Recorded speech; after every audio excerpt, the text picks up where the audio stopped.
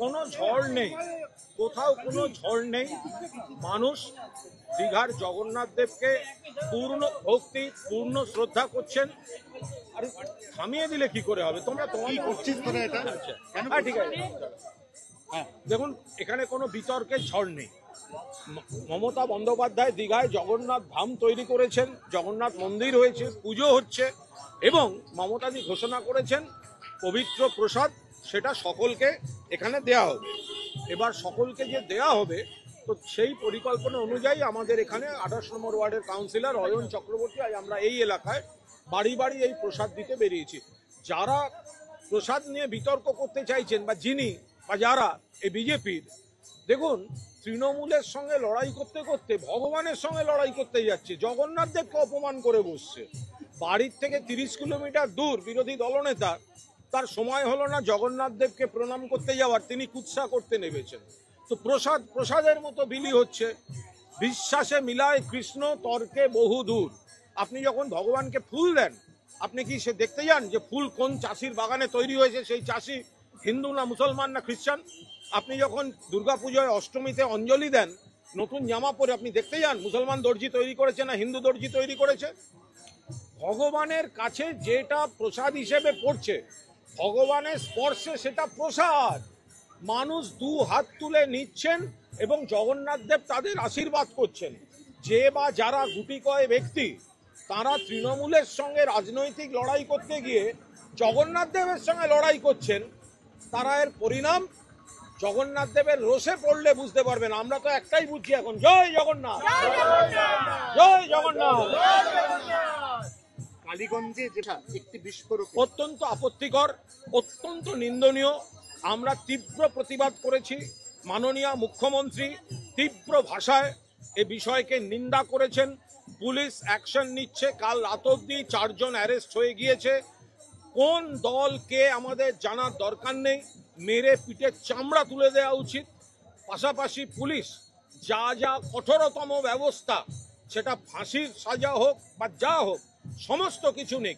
কিন্তু সিপিএম বা বিজেপি বা কংগ্রেস, যাদের জমানা রক্তে লাল ছিল, যে বালিগঞ্জে উপনির্বাচনে সিপিএম এর গুলিতে সেই মৃতদেহ পড়ে থাকার দৃশ্য এখনো কেউ ভোলেনি, তারা যেন এটা নিয়ে রাজনীতি করতে না যায়। খারাপ ঘটনা ঘটলে তৃণমূল কংগ্রেসই তার নিন্দা করে, তৃণমূল কংগ্রেসের পুলিশই তার ব্যবস্থা নেয়। রাজনীতি হচ্ছে, তাকে মারা গেলে দিতেন না। দেখুন, দিলীপ ঘোষ তার নিজের দলের মধ্যে কোণঠাসা হয়ে এখন তিনি দলের লাইনে ফেরার চেষ্টা করছেন। ফলে এর সঙ্গে বাস্তবতার কোনো সম্পর্ক নেই। মমতা বন্দ্যোপাধ্যায় মানবিক। মমতা বন্দ্যোপাধ্যায় যখন যিনি যেভাবে বিপদে পড়েন, তার পরিবার এবং তাদের সঙ্গে থাকেন। ফলে এর মধ্যে আমরা হিন্দু মুসলমান খ্রিস্টান ধর্ম খুঁজতে যাই না। ধর্ম খোঁজাটা বিজেপির কাজ, ওরা উন্নয়ন দেখে না, ওরা ধর্ম খুঁজতে যায়। আর আমরা মনে করি কন্যাশ্রী থেকে লক্ষ্মীর ভাণ্ডার, স্বাস্থ্যসাথী থেকে 50টা 60টা 70টা যত সামাজিক সুরক্ষা স্কিম আছে, সব ধর্মের জন্য, সব বর্ণের জন্য, সব দলের জন্য। সেই কারণেই তৃণমূল কংগ্রেসের ভোট বাড়ছে, কারণ মানুষ তৃণমূলের দিকে থাকছেন, আর বিজেপি এইসব কথা বলার জন্য ওদের ভোট রোজ কমছে। একটা লাস্ট প্রশ্ন, দেব তো ডুবুরি নয় যে জলে ডুবে গিয়ে ডুবুরির মুখোশ পরে একজনকে বাড়ি থেকে বার করে আনবে, এগুলো কোনো কাজের কথা নয়। দেব একজন সাংসদ, তিনি ঘাটাল মাস্টার প্ল্যানের জন্য বারবার বলেছেন। মমতা ব্যানার্জি বলেছেন যেটা কেন্দ্রের দেওয়ার কথা সেটা দেয়নি। ঘাটালের গঠনটাই হচ্ছে এরকম একটা বাটি বা কড়াইয়ের মতো, ফলে জল সুবর্ণরেখা বলুন বা অন্যান্য নদীর জল এসে জমে যায়, তার সঙ্গে ডিভিসি জল ছাড়ছে। ফলে এটা একটা বিপুল টাকার ব্যাপার, কেন্দ্র বঞ্চনা করছে। মমতা বন্দ্যোপাধ্যায় ঘোষণা করেছেন রাজ্য নিজের তহবিল থেকে করবে, সেই কাজ শুরু হয়ে গিয়েছে। ফলে এটা তো আলাদিনের আশ্চর্য প্রদীপ নয় যে এতদিনের কেন্দ্রের বঞ্চনা আমরা একটা প্রদীপ ঘষে দিলে আমার সব সমস্যা দূর হয়ে গেল। প্রথম কথা, কেন্দ্র কেন এতদিন বঞ্চিত করেছে, আর দেব সাংসদ হিসেবে কেন্দ্রের দৃষ্টি আকর্ষণ করেছেন। আর মমতা বন্দ্যোপাধ্যায় ফান্ড অ্যালট করে কাজ শুরু করেছে। মীনাক্ষী মুখোপাধ্যায়ের, তিনি কি জানেন গড়িয়াহাটে যখন বালিগঞ্জ উপনির্বাচন, তখন তাদের গুলিতে কিভাবে নিরীহ কর্মীর বডি পড়েছিল রাস্তার উপর, সেটা বাই ইলেকশন ছিল। মীনাক্ষী মুখোপাধ্যায় জানেন যে ওনার এক জেঠুর নাম রবীন দেব থেকে সেদিন থেকে রিগিং দেব হয়ে গেছিল। আগে গিয়ে রবীন দেবকে জিজ্ঞেস করুন, জেঠু তুমি রিগিং দেব কবে থেকে হলে, তারপর এসব নিয়ে যেন কথা বলতে আসে। একটা বড় এলাকায় যদি বিজয় উল্লাস বা কোনো মিছিল হয় তাহলে প্রত্যেক পাড়ায় নিয়ম করে ওইভাবে দেয়াটা, দেখুন এটা যাদের 4টে লোক, যাদের 40টা লোক, তারা ওইখানে একটা নিয়ম করে 7 দিনে একটা মিছিল করবে, নোটিশ দিতে পারে।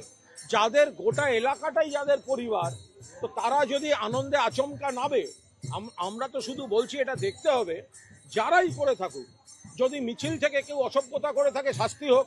আবার জয়কে বদনাম করার জন্য কেউ যদি অন্তর্ঘাতমূলক কাজ করে বিরোধীদের সুবিধা করে দিয়ে থাকে সেটারও তদন্ত হোক, পরিষ্কার করে বলা হচ্ছে।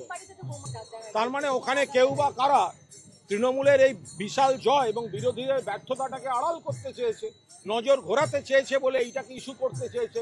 তৃণমূলের কোনো প্রকৃত শুভানুধ্যায়ী তো এত বড় জয়ের দিনে নজর ঘোরাতে এই কাজ করবে না, পুলিশ তদন্ত করুক।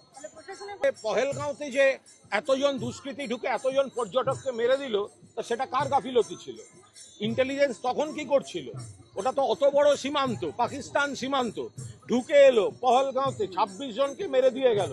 তো সেইটা যদি প্রশাসনিক গাফিলতি না হয়, তাহলে একটা এত বড় এলাকায় একটা পাড়ায় একটা ঘটনা ঘটেছে, খুব খারাপ ঘটনা করেছে, আমরা নিন্দা করছি। আমরা বলছি যে বা যারা করেছে তারা বিজেপি করুক, সিপিএম করুক, যে দল করুক, তৃণমূল করুক, ধরা পড়ুক, ফাঁসি চাই। এটা তৃণমূল কংগ্রেস, তারা নিন্দা করে, মুখ্যমন্ত্রী নিন্দা করেন। আর যারা নিন্দা করে না, যাদের জমানায় এই ধরনের ভুরি ভুরি ঘটনা ঘটেছে, তারা বড় বড় কথা বলবে, এটা সহ্য করা হবে না।